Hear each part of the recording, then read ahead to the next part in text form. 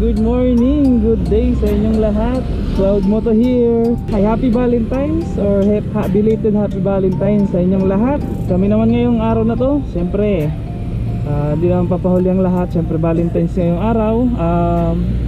Nakatapos na ng Valentine's. Siyempre weekends, Saturday, mag-rides kami papunta sa isa sa mga sikat na hot spring sa Sorsogon, province of Sorsogon, San Benon Hot Spring. So pupunta kami ngayong araw doon para mag-relax. So kasama natin ngayon as always, si CIC, si Commander, laging kasama yan. And then kasama din natin yung family niya, naka 4 wheels. So yun nga, gamit pala natin ngayon si Dominar 400. Nagpahinga muna si NS 200 for the daily use. So nailabas si Dominar 400 na igamit natin sa long ride kasi iba-break in natin yung mga kinabit natin dito. So yun, samahan nyo na lang kami. Pupunta kami Irosin, San Benon Hot Spring. Let's go! Ito na guys, the legendary Ligaw to Ginubatan Road, Morera.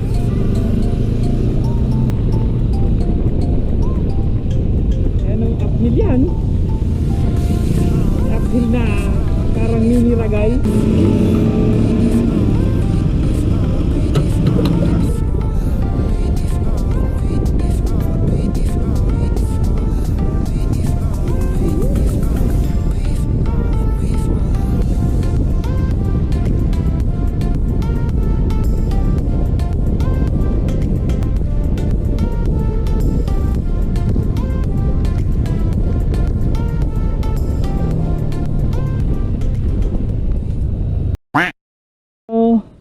Hello guys, coastal road ng Sorsogon City.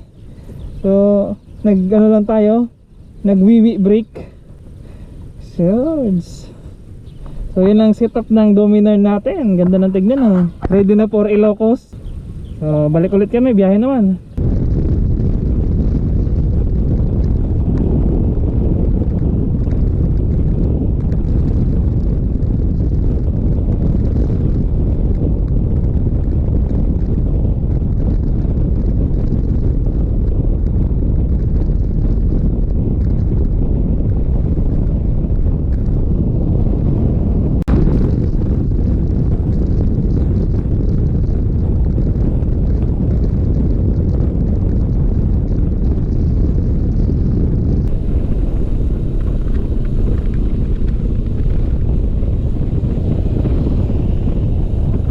Lulukutan sa tangke, oh.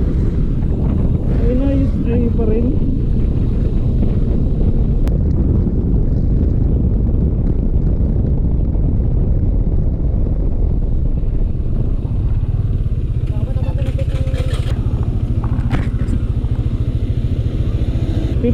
minutes, 9.6 kilometers na lang papuntang tawag dun? Papuntang San Benon. Thank you. San Benon, 10 kilometers. So hello guys, nandito na kami sa Irosin. So liliko na kami dito papuntang San Benon, Bagsangan, 3 kilometers. This is the route na papuntang Irosin, ay pa San Benon. So nauna na siguro dun sina Tito kasi kami nagano lang, nag side trip.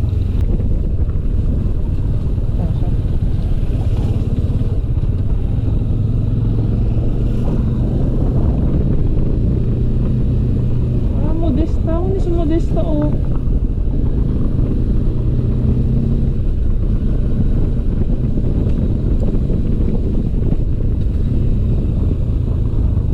San Benon Hot Spring, Monbon, Irosin. So touchdown na tayo.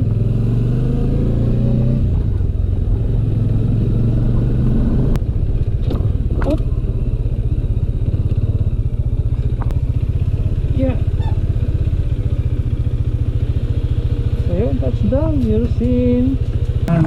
So hello guys, nakarating na kami sa San Binong. So ayun nga, gubayad na kami.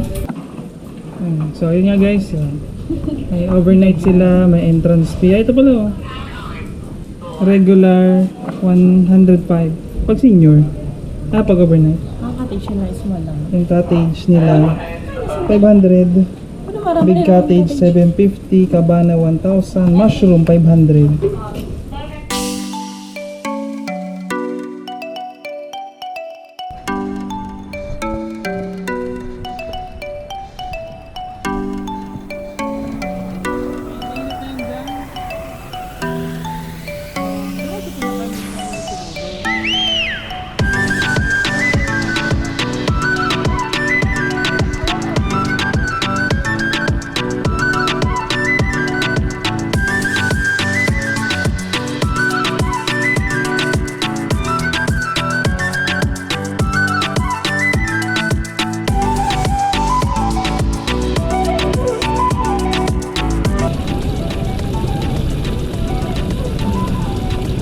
So, solid to guys yung mga medical conditions.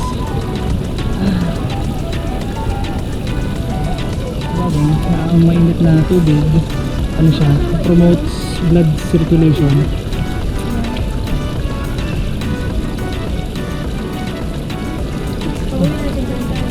So, ano pa lang to, parang stage 3. Stage 3 pa lang to. Ang stage 4 pa yung pinakamainit doon. So, yung pwedeng magpalaga ng itlog.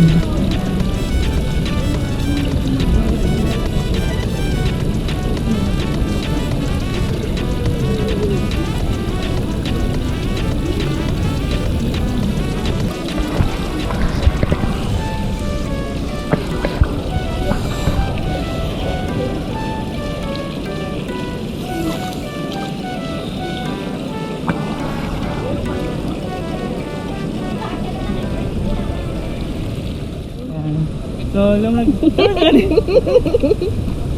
So, yun nga guys, sumunta tayo dito sa yung stage yung stage 4. Try natin dito guys. So, usually may mga kita yung mga senior kasi mainit talaga. Pampagaan ng loob. Okay, 42 degrees.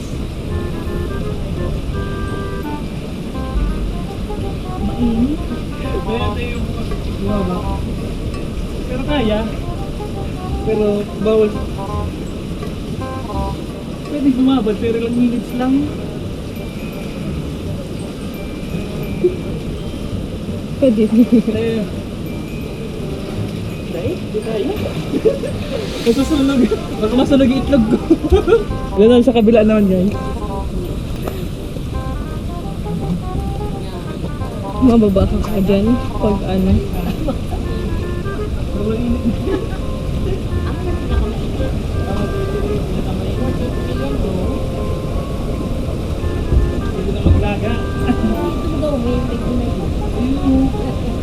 So ayan guys, try natin itong pinakamainit. Anong paalam, hindi kaya siguro nito. Sobrang init. Baka pa lang. Yung itlog ko, masusunog itlog ko.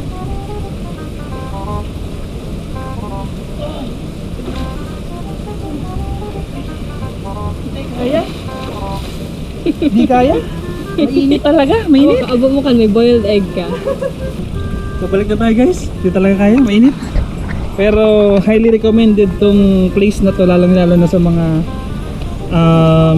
may mga gusto makapag-relax and then makapag-relax and then yung mga trip na mga hot spring pampa-relax and then sa mga siyempre usually mga senior citizen yung mga nandito o yung gusto talagang makapagtanggal ng toxic sa lawas nagbikol, nag-toxic sa katawan. So yun, balik na ulit kami dun sa stage 3 lang. At least doon pwedeng bumabad talaga maski oras kasi kaya.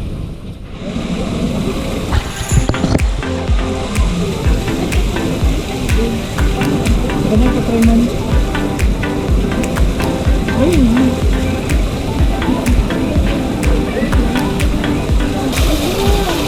trip man.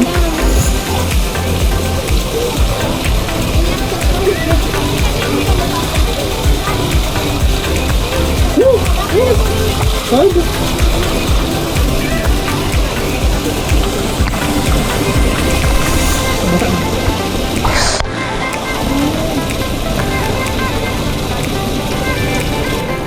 Kasama lang kayo dito guys, San Binon.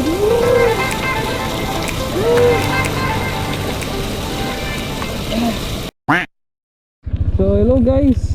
So yun nga. Tapos na kami dito sa San Binon, dito sa Irosin. So relaxing compare sa kung magdadagat. Dito pag naligo ka, mas may energize ka, hindi ka mapapagod. So yun nga, napakasulit dito sa San Binon. Yan. So yun nga, next stopover naman namin, pupunta kami ng Kasiguran, doon sa flowers, yung mga 16,000 flowers ba yun na umiilaw pag gabi. Yan. So yun, shoutout sa San Binon, dito sa napakagandang San Binon. So babalik ulit at babalik kasi napakaganda dito. So yun. So ngayon naman, time check, it's around 3-4 o'clock. Punta na kami Kasiguran. Siguro doon kami magpapaabot ng gabi para maabutan namin liliwanag yung mga rosas. So yun, let's go. Napainit ko pa to.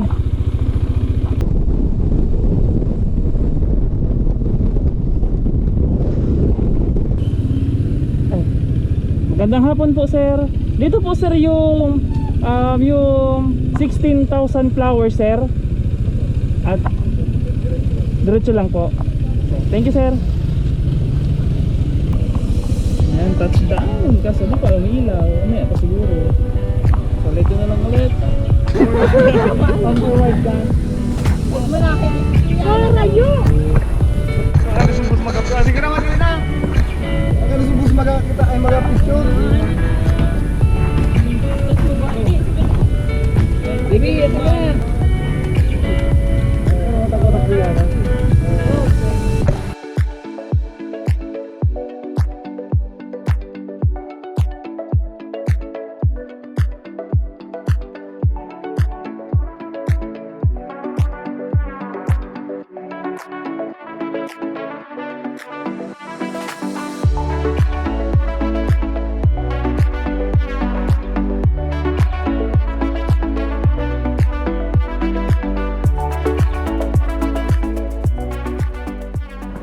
Nakikita ba tayo?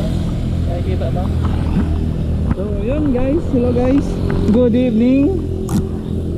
Still here pa rin kami dito sa Sorsogon. So inabutan na kami ng gabi. Time check, it's around, ano oras ba? 6:42. Alas 7 na pala. So didiretso na kami dun sa designated na stayhan namin, which is sa I'm in Sorsogon. So didiretso na kami dito. So medyo madilim na yung aming biyahe, pero which is thrilling biyahe ng madilim. So it's 16 kilometers. Madali lang naman, 16 kilometers. So mag-testing natin yung kinabit nating ilaw and yung horns. So yun nga guys, samahan nyo na lang kami. So nag-separate ways na rin kami nila Tito kasi may i-stayan daw sila sa Huban. Pero kami naman mag-check-in sa city. Ayan, samahan nyo na lang kami sa isang madilim na ride na exciting. Nag-fog na pala dito sa Kasiguran. Nag-fog na.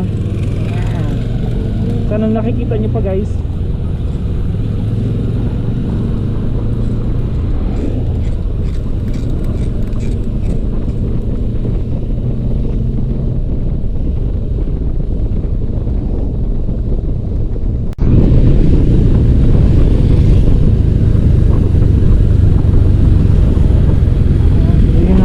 Available pa. Ang tanong kung meron pa.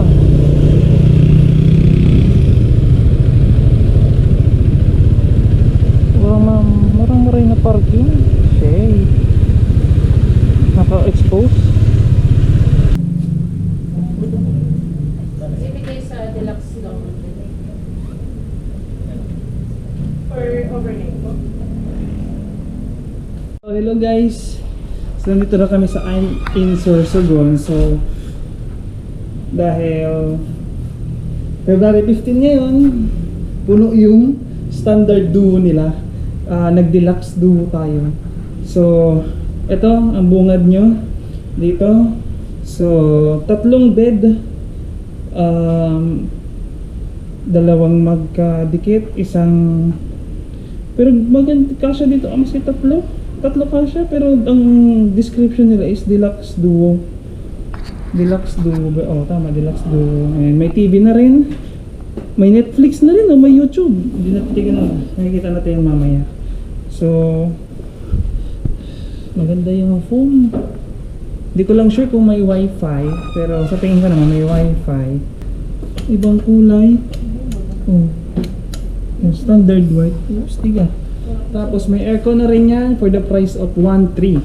So 12 hours siya, nag-check-in kami around 7 to 7 kami. So yun, may aircon na. And then, yan. So may hangiran na rin. Tamang-tama to sa mga riders na katulad natin. May mga jacket tayo. So naka-riding jacket tayo, kaya kayo sampay dyan. So ito yung CR. So yan. Malinis, so wow. May heater na rin, may shower. Solve ba? So dito tayo mag-i-stay overnight. Kasi dito tatlo. Kasi naman ano pala. Sabi kasi naman doon, sumasid sa kuya. So yun nga, so later maglalakad-lakad naman kami sa SM Sorsogon, maski dun sa Boulevard sa Coastal Road.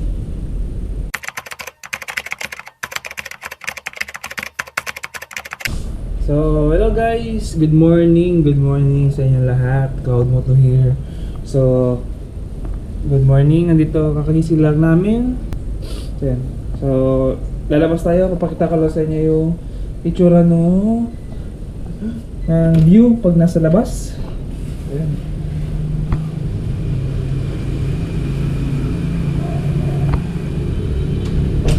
Ayan. So ito yung hallway nila dito. So yan yung SM na blue na nakikita nyo. So ito yung view pag nasa labas ka na. So kita-kita naman dito yung parking slot. Wala nga lang siyang bubong, which is medyo hindi ko lang trip. So syempre nakamotor tayo, gusto na din natin secure yung motorcycle natin maski anong vehicle. 7-Eleven yan, ay 7-Eleven SM. So yun, so mag-almusal muna kami, then mag-ibihis. So yung hindi namin natuloy kagabi na Coliseum, ngayon namin nadaanan. Yeah. Sorsogon Sports Arena. Woo! Ayan sa motor natin, no? Si Domeng, gamit na gamit.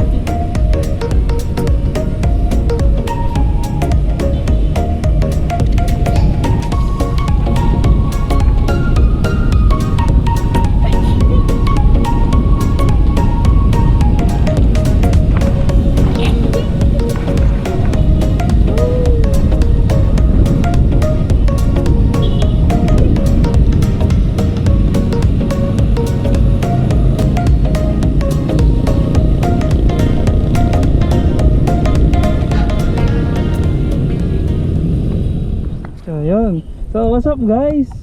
So yun nga, pagkatapos namin dito ng 1 day and overnight dito sa Sorsogon City, so pauwi naman kami ni CIC. So ito, binabaybay na namin yung kalsada pauwi. So maraming salamat nga pala sa sa panonood ng vlog namin. So this day, half day lang kami since Sunday ngayon and kinabukasan back to work naman. So at least may pahinga naman kami mamayang hapon. So at least makapag-edit na rin ako, makonsolidate ko na rin tong mga videos. So yun, maraming salamat sa iyo guys sa panonood ng ating vlog. Huwag na kalimutan mag-like and subscribe sa aking channel. Shout out nga pala sa mga patuloy na nanonood dito sa vlogs natin. And then shout out sa mga sponsor natin dito sa pag-customize natin ng Dominar 400 natin. So itong mga ilaw and then so itong ilaw na to sponsored by Seth. So nag-upgrade siya ng ilaw, binigay niya sa akin. Siyempre thank you very much sa'yo parang Seth. And then kay Kuya Bert na nag-electrical wiring ng ilaw, busina, hazard, yun. And then yan. So sa SEC top box natin, shoutout sa SEC, pa-sponsor naman, joke lang, biro lang.